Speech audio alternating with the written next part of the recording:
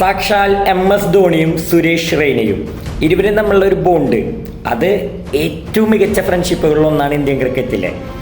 നമുക്കറിയാം, ലെഫ്റ്റ് ഹാൻഡറായ സുരേഷ് റെയ്നയും അതുപോലെ തന്നെ MS ധോണിയും കൂടി കളിക്കാൻ ഇറങ്ങിയാൽ അതൊരു പ്രത്യേക വൈബാണ് കണ്ടിരിക്കാൻ. ഇവരുടെ ഒരു പ്രത്യേകത വേറെ എന്താണെന്ന് വെച്ചാൽ ഇവർ രണ്ടുപേരും ഇവരെ കരിയറിലെ സ്റ്റാർട്ടിങ് മത്സരത്തിൽ ഡക്കിൽ പുറത്തായവരാണ്. പിന്നീട് ഇവർ ഒരുമിച്ച് ലോകകപ്പുകൾ നേടി, അതുപോലെ തന്നെ IPL ഒരുമിച്ച് കിരീടം നേടി ഒരേ ടീമിന് വേണ്ടി. അത്രത്തോളം ഫ്രണ്ട്സാണ്. ഒരു ചേട്ടനും അനിയനും പോലെയായിരുന്നു ഇവർ. ബയ്യ എന്നാണ് റെയ്ന ധോണിയെ വിളിച്ചിരുന്നത്, ക്യാപ്റ്റനെ, തൻ്റെ സ്വന്തം ക്യാപ്റ്റനെ.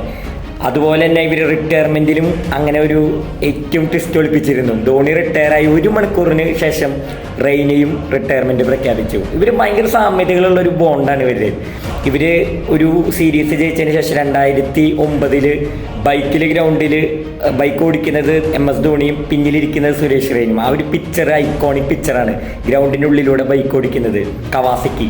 അതൊക്കെ ഒരു കാലഘട്ടത്തിൻ്റെ തന്നെ പിക്ചറായി മാറിയ, ഒരു നൂറ്റാണ്ടിൻ്റെ പിക്ചറായി മാറിയ കാര്യങ്ങളാണ്. എന്നും എല്ലാ ക്രിക്കറ്റ് പ്രേമികളുടെയും മനസ്സിൽ ഓർത്തിരിക്കാൻ പറ്റുന്ന ഒരു ഇമേജാണത്. ഇവർ നമ്മളെ ബോണ്ട് തുടക്കം മുതൽ അവസാനം വരെ എന്നും ഒരേപോലെയായിരുന്നു. സുരേഷ് റെയ്നയെ ഇടയ്ക്ക് ബൗളറായിട്ട് ധോണി ഉപയോഗിച്ചിരുന്നു. കൃത്യമായി റെയ്നയ്ക്ക് നിർദ്ദേശങ്ങൾ കൊടുത്തുകൊണ്ട് സ്റ്റംപിങ്ങിൽ ധോണി റെഡി ആയിട്ട് നിൽക്കും. റെയ്ന അതിനൊത്ത ബോൾ എറിയും. അങ്ങനെ ഒരു കാലഘട്ടം ഇന്ത്യക്ക് ഉണ്ടായിരുന്നു.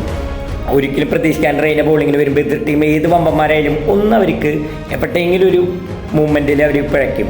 ആ പിഴയ്ക്കുന്ന മൂവ്മെൻറ്റിൽ ധോണി സ്റ്റംപൂരി എടുത്തിരിക്കും. അപ്പോഴത്തെയാണ് ഇവരെ നമ്മളുടെ ബോണ്ട് വർക്കിംഗ് ആയിരുന്നു.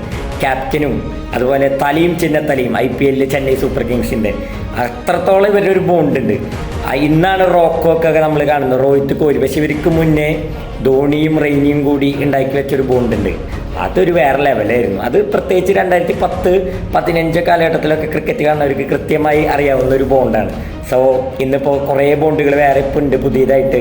പക്ഷേ ആരംഭത്തിൽ എന്താ പറയുക, സ്റ്റാർട്ടിങ്ങിൽ ഇവർ തമ്മിലൊരു ബോണ്ട് അതൊരു പ്രത്യേക വൈബ് തന്നെയായിരുന്നു എന്ന് തോന്നുന്നവർ നിങ്ങൾക്ക് കമൻറ്റ് ചെയ്യാം. നിങ്ങൾക്കിനി വേറെ പ്ലേയേഴ്സ് ഇതിലും ബോണ്ട് തോന്നിച്ചവരുണ്ടെങ്കിൽ അതൊന്ന് കമൻറ്റ് ചെയ്യും. 90s ഇഷ്ടംപോലെ പ്ലേയേഴ്സ് കളിച്ചിട്ടുണ്ടല്ലോ, അപ്പോൾ അതിൽ വല്ല ബോണ്ടിങ്ങുകൾ നിങ്ങൾക്ക് ഇഷ്ടമുള്ള ഫ്രണ്ട്ഷിപ്പ് ഉണ്ടെങ്കിൽ അതൊക്കെ ഒന്ന് കമൻറ്റ് ചെയ്യും. അതുപോലെ ആദ്യമായിട്ട് വീഡിയോ കാണുന്നുണ്ടെങ്കിൽ നമ്മുടെ പേജും ഒക്കെ ഒന്ന് ഫോളോ ചെയ്യണേ.